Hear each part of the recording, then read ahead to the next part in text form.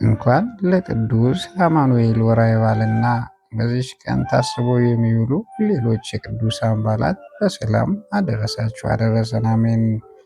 በስመ አብ ወወልድ ወመንፈስ ቅዱስ አሐዱ አምላክ አሜን። በክርስቶስ ክርስቲያን፣ በወልድ ውሉድ፣ በመንፈስ ቅዱስ መንፈሳውያን ናቸው። እመቤታችን የቅድስት ድንግል ማርያም የአስራት የቃል ኪዳን ልጆች በወደደንና ባከበረን በጌታችን በመድኃኒታችን በኢየሱስ ክርስቶስ ፍጹም ሰላም እንደያላችሁበት ሰዓት አቆጣጠር እንደምን ዋላችሁ? እንደምን አመሻችሁ? እንደምን እስከ ሰዓት አደረሳችሁ? አሜን። እግዚአብሔር አምላክ በምሕረቱ በቸርነቱ ጠብቆ እዚህ ሰዓት እዚህ ያደረሰን የአባቶቻችን አምላክ የእኛም አምላክ ስሙ በድጋሚ የተመሰገነውን አሜን። እንኳን ለቅዱስ አማኑኤል ወርኃዊ በዓል በሰላም አደረሳችሁ አደረሰን አሜን። ከዚህ በመቀጠል አማኑኤል የተባለ ጌታችን ኢየሱስ ክርስቶስ የልደቱን ነገር እንናገራለን። ጌታችን ኢየሱስ ክርስቶስ የልደቱ ሰዓት በደረሰ ጊዜ የእስራኤል ሕዝብ ሁሉ ለየሀገራቸው ይቆጠሩ ዘንድ ከንጉሥ ከቄሳር ዘንድ ትእዛዝ ወጣ።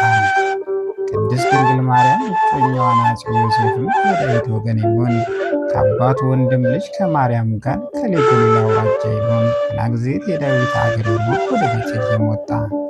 በቤታችን ገና በመንገድ ሳለች የልጇ ጊዜ ደረሰና ዮሴፍ ግን ፈጥኖ ወደ ቤተልሔም አልደረሰምና እመቤታችን ከአንድ ዋሻ ወይም በረት ውስጥ ገባች።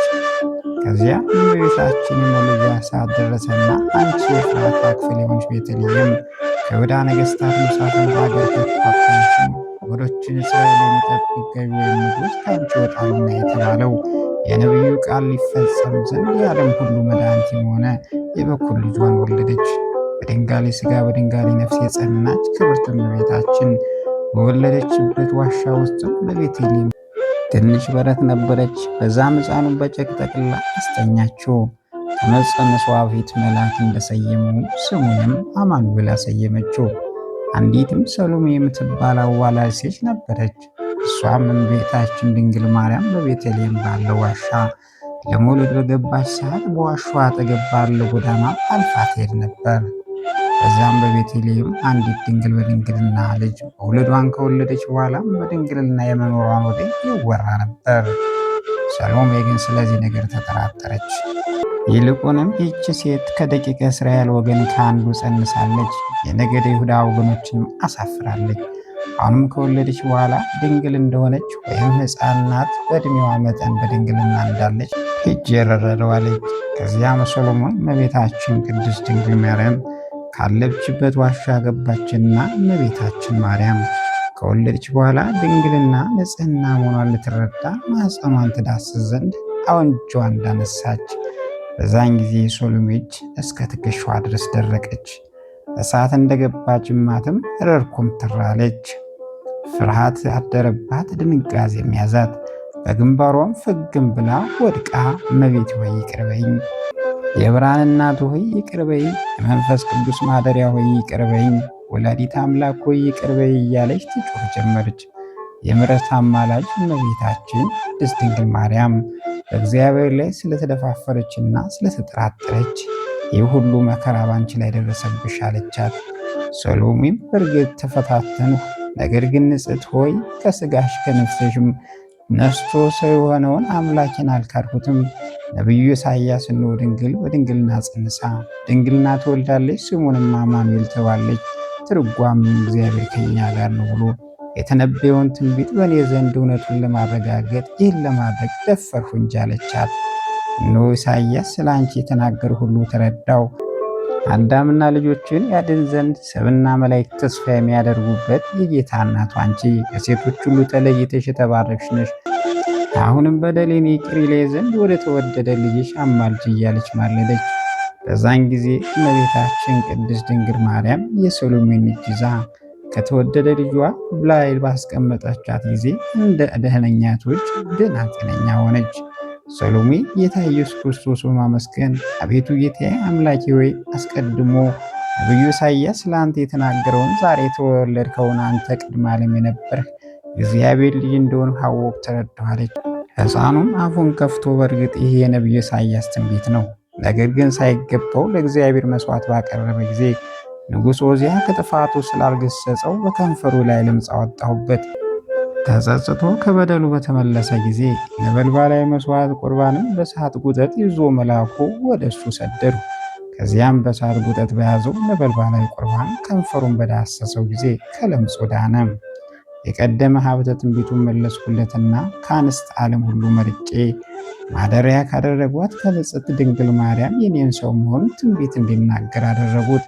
አዳምና ልጆችን ከኃጢአታቸው ፍዳ አድናቸው ዘንድ ከዲያብሎስ አገዛዝ ነፃ አወጣቸው ዘንድ ከእሷ ሰው መሆን የመርጫለሁና ብሎ ለሶሎሜ ተነገራት። አዳም ሆይ ኃይለኛውን ደካማውን ቢያሸንፈው ድንቅ እንደማይባል ሁሉ ደካማውን ኃይለኛ ቢያሸንፈው ድንቅ ይባላልና እንደዚሁ በጠላታችን በዲያብሎስ ላይ የማሸነፍ ድል አቀናጀው ለዘላለም በእውነት አሜን።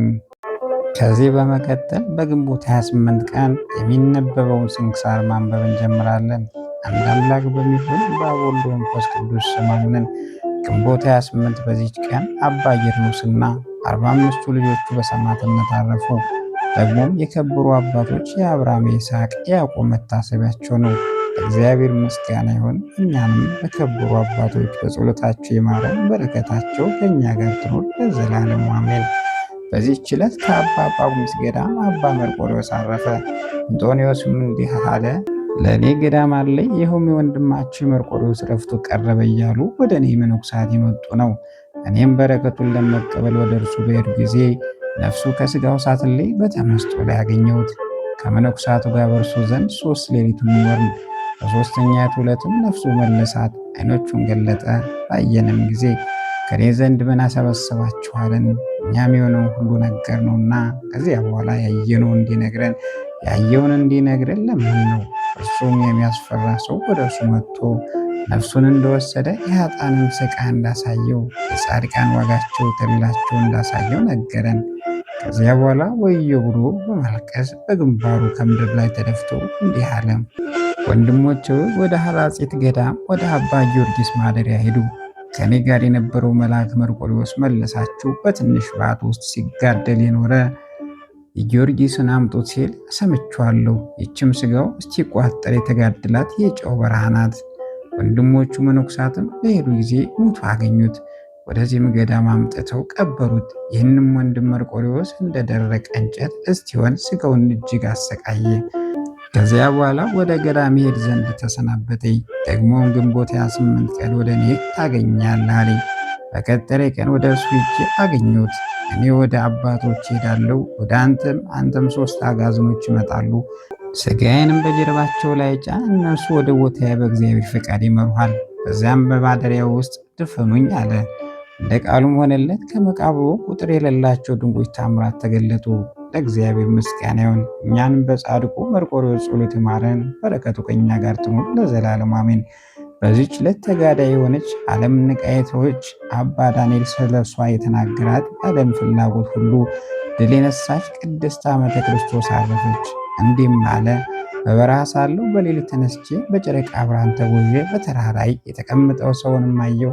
ጸጉሩን ሁለምናው ተሸፋፍኖ በልብ ወደ እርሱ ሄጄ ይህ ምን እንደሆነ ልወቅ ብዬ ወደ እርሱ ሄድሁኝ። ባየችም ጊዜ ወደ ተሰነጠቀ ዓለት ውስጥ ገባች። ሰው እንደሆነ አውቄ እግዚአብሔር ሰው ሆይ ወደ እኔ ትመጣ ዘንድ በረከትን ትቀበል ዘንድ እማልዳለሁ እንጂ አብዝቼ ለመንሁ። ከዚያ በኋላ አባት ሆይ አልወጣምና ይቅርታ አድርግልኝ አለች። ስለምን አልኋት? እኔ ሴት ነኝና ራቁቴን ስለሆነ አለች። ይህንን ሰምቼ የለበሱትን አጽፍ ጣልሁላት። ለብሳም ወጣች። በአንድነትም ጸለይን። ከዚያ በኋላ እናቴ ሆይ ከዓለም ወደዚህ ስቶ ለመውጣትሽ ይህን የተሰነጠቀ ዓለት እንዴት እንዳገኘች ንገረኝ አልኋት። እሷም እንዲህ ብላ መለሰችልኝ። በወላጆቼ ቤት ድንግል ሆኜ በኢየሩሳሌም የምኖር ነው። ሁልጊዜ የሚጎበኝ ከኔ ጋር የሚነጋገር አንድ መነኩሴ ነበረ። ከጥቂት ቀኖች በኋላ ወደ እርሱ ሄጄ በእግዚአብሔር ፊትም ኃጢአቴን እየታመነ ሲያለቅስ አገኘሁት። ደጁንም ባንኳኳ ጊዜ አልከፈተልኝም። እየተጸጸተ ለቅሶ አበዛ እንጂ። በዚያን ጊዜ በልቤ እንዲህ አልሁኝ፣ እኔ ስለ ጉስቁልና ስለ ኀፍረት የማላለቅስና የማልጸጸት ለምንድን ነው? ወደ ማደሪያ ፈጥኜ ሄጄ ማቅ ለበሱ። በዘንቢልም ሽምብራ በጽዋ ውሃ ያዝሁኝ።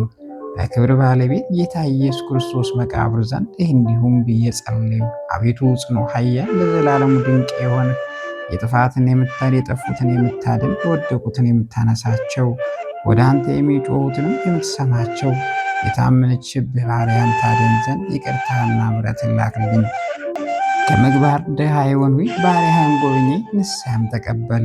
ለረጅም ዘመን ስንቅ የሆነኝ ዘንድ ይህን ሽምብራ ይህን ጽዋ ውሃ ባርከው። ስለ ነፍስ የድነት ያሰቡትን እንዳልቀልል ለሆዴም ምግብ ስለሚያሻኝ ከዚያ በኋላ ነፍሴን በእግዚአብሔር ላይ በመጣል ወጥቼ ወደ በረሃ ሄድሁኝ። እስከ ኤርትራ ባሕርም ደረሱ።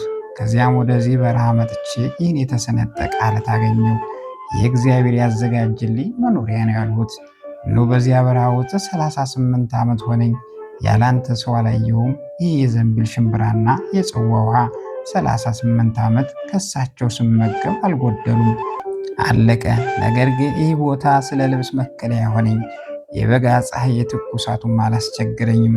ቁርም ቢሆን በዕድሜ ዘመኔ ሁሉ አላስጨነቀኝም። ከዚያ በኋላ ከዘንቢል ካለው ሽምብራ እንድመገብ ማለደች። ከሽምብራውን በላሁ፣ ከውሃውም ጠጣሁ፣ ግን አልጎደለም። እግዚአብሔርን አመሰገኑት። ልብሴንም ልተውላት ወደድሁ። እርሷም ከዚህ የተሻለ አምጣልኝ ብላ ይህን እምቢ አለችኝ። ከዚያ በኋላ ከእርሷ ዘንድ ሄድሁኝ። ወደ ገዳም ደርሼ ስለ እርሷ ለአበምኔቱ ነገሩት። እርሱም 2 ልብስ ያለው ለሌላው አንዱ ይስጥ ብሎ ጮኸ። ፈቃደኛ የሆኑትም አመጡለት። ያን ጊዜ ይዤ ሄድሁኝ። ለዓመተ ክርስቶስ ልሰጣት ብዙ ደከሙ። እርሷ በመፈለግ ዞርሁ፣ አላገኘኋትም። ከጥቂት ቀኖች በኋላ አረጋዊ ወደ እኔ መጡ፣ እንዲህም አሉኝ። ወደ ኤርትራ ባሕር የሚያደርሰው መንገድ ይዘህ በጣኔዎስ በረሃ ስትጓዝ ከዋሻ ዘንድ ሴት ተቀምጣ አይተን ከእርሷ በረከት ለመቀበል ሩጠን ሸሽታ ከዋሻው ገባች። ወደ ዋሻውም አፍ ቀርበን ግን አላየናትም። ሽምብራ በዘንቢል ውሃም በጽዋ አግኝተን በላን ጠጣን። ያን ጊዜ አለቀ፣ እስከ ንጋትም አደረ። በነጋ ጊዜ በረከቷን ለመቀበል ቅድስቲቱ ፈለግናት፣ ሞታም አገኘናት። ፀጉሯንም ስጋዋን ሁሉ ሸፍኗል። በዚያን ሰግደን በአቷ ውስጥ እንቀበርናት። ዋሻውም አፍ በደንጊያ ዘጋን። የቅድስቱ በረከት እንቀበል ዘንድ አድሎናልና እግዚአብሔርን እያመሰገን ወደ ባታችን ገባን። በሰማውም ጊዜ አስቀድሜ ያገኘኋት እንደሆነች አወቅሁ። የነገረችኝም ነገር ሁሉ ነገርኋቸው። ጠላት ዲያብሎስ ድል ያደረገው ዘንድ ክፉዎች አጋንንትን ደካማውን ድሃ የሚረዳ የተመሰገነ እግዚአብሔር ፈጽሞ አመሰገን ነው። ለእግዚአብሔር ምስጋና ይሁን። እኛንም በዚች ቅዱስ ጸሎት ይማረን፣ በረከቷ ከእኛ ጋር ትኑር ለዘላለሙ አሜን። በዚህች ዕለት የቅዱስ ኤጲፋንዮስ ሥጋ ወደ ቆጵሮስ ሀገር። ይህም እንዲህ ነው። ቅዱስ ዮሐንስ አፈወርቅ ወደ መንበር ሲመጡ እንደማይደርስ ትንቢት እንደተናገረበት ወደ ቆጵሮስ ሳይደርስ በመርከብ ውስጥ ሳለ ግንቦት 16 ቀን አረፈ። ባረፈ ጊዜ በመርከብ ጭነው ወደ ቆጵሮስ ከተማ ደረሱት።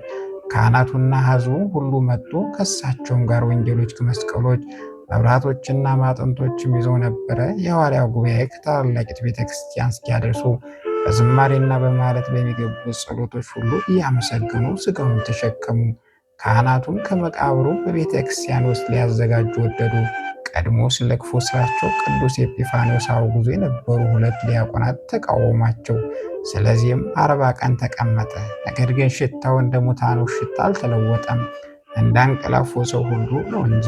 ከዚያ በኋላ አንድ ግን ዲያቆን ወደ ቅዱስ ሥጋ ቀርቦ አባቴ ሆይ በእግዚአብሔር ዘንድ አንተ ባለሟልነት እንዳለህ ያውቃለሁ። ብትፈቅድስ ክፉዎች ተቃዋሚዎች ልታሸንፋቸው ትችላለህ አለ። የቅዱስ ኤጲፋንዮስም እጅ ይዞ ምድሪቱን መታበት። በዚያን ጊዜ 2ቱ ዲያቆናት በግንባራቸው ተደፉ፣ ለሞትም ደረሱ። ወደ ቤታቸውም ወስደው ሞቱ። ቅዱስ ኤጲፋንዮስም ካህናቱ በሚጣፍጡ ገነዙት። በከበሩ ልብሶች ጠቅልለው ከከበረ ድንጋይ በተሰራ ሳጥን ውስጥ ጨምረው በቤተ ክርስቲያን ውስጥ ቀበሩት። ቀድሞ በሕይወት ሳለ እንደሚሰራው ከሥጋው ድንቆች ታምራት ተገለጡ። እግዚአብሔር ምስጋና ይሁን። እኛንም በጸሎት ይማረን፣ በረከቱ ከእኛ ጋር ትኑር ለዘላለሙ አሜን። በዚህች ዕለት የአባ ሰንጣ የሰማዕት አጋቦስም መታሰቢያቸው ነው። በረከታቸው ከእኛ ጋር ትኑር ለዘላለሙ አሜን። ግንቦት 28 ቀን የሚከበሩ ዓመታዊ የቅዱሳን በዓላት ቅድስት ዓመተ ክርስቶስ ተጋዳሊት፣ ቅዱስ ኤጲፋንዮስ ሊቅ፣ አባ መርቆሬዎስ ገዳማዊ፣ አባ ቄርሎስ 45ቱ ሰማዕታት፣ ቅዱስ አጋቦስ ሰማዕት ናቸው። እንዲሁም ወርኃዊ በዓላት ቅዱስ አማኑኤል፣ ቅዱሳን አበው አብርሃም፣ ይስሐቅ፣ ያዕቆብ፣ ቅዱስ እንድራኒቆስ ሚስቱ ቅድስት አትናስያ፣ ቅዱስ ቴዎድሮስ ሮማዊ፣ ናቸው። በረከታቸው ከእኛ ጋር ትኑር ለዘላለሙ አሜን። ጌታዊ ከብልጽግናቸው ብዛት የተነሳ ብዙ መባ ካገቡት ይልቅ የዳይቱን አነስተኛ ባለ ተቀበል። ለሁልጊዜ የሚያገለግሉን ኃይላት ሁለት ለሳሰው በችግር ጊዜ ማቅረብ ምስጋና ተቀበል። እናንተ ቅዱሳን ነቢያት፣ የወንጌል ሰባኪያን ሐዋርያት፣ ሰማዕታት፣ ጻድቃን፣ ትጉሃን መላእክት፣ ፍጹማን ደናግል እንዲሁም ደጋጎች መነኮሳት ልጅ አዋቂ ሳይል የምንሰበሰብበትን የጉባኤ ቦታ ባርኮ የመጽሐፍ ወረቀት አዘጋጅቶ ብራና ዳምጾ የጻፈውን ያጻፈውን ከግዕዝ ወደ አማርኛ የተረጎመውን ቃለ ንባቡን በእርጋታ መንፈስና በተመስጦ ሕሊና ያዳመጠውን በደለኛውን ሁሉ የምታስምር የጌታ እናቱ በማርያም ጸሎት ኢየሱስ ክርስቶስ በአንድነት ይማረን። ኢየሱስ ክርስቶስ በአንድነት ይማረን። ኢየሱስ ክርስቶስ በአንድነት ይማረን ለዘላለሙ አሜን።